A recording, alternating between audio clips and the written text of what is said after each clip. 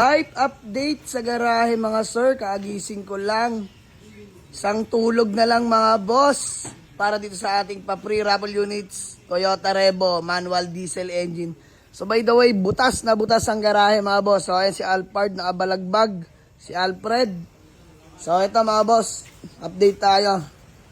Nililinis na ni Boss Aris, mapagmahal. Ayan. Grabe naman, detailed matindi. Aray ko.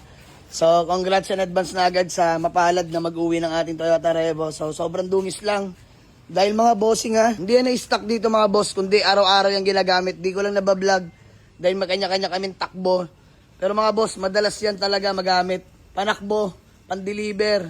Solid ng Revo na yan. So far, so good. Wala kami naging problema dyan mga boss. So, sobrang quality.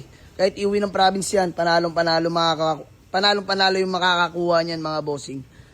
So sana naway alagaan ng mananalo no mga boss. Dahil grabe din pag-alaga namin dyan, grabe himas namin dyan mga bossing. Solid. Brand new lahat ng goma niyan mga bossing ha. So yun lang mga boss, keep on sharing, like and follow. Di lang naman dito nagtatapos yung parapol natin. After neto, susundan agad natin ang parapol yan mga boss. Kaya wag na wag kayo magtatampo, may inip. Sumuporta mga bossing. So yun lang, God bless, Merry Christmas and advance Happy New Year sa atin mga boss. Love you all. Let's go. Yan na mga boss. Nililinis na ulit. Napakalinis na ng engine bay. Oh. Diyos mo yung marimar. Nakamaroon battery. Brand new headlight yan mga boss. Registrado.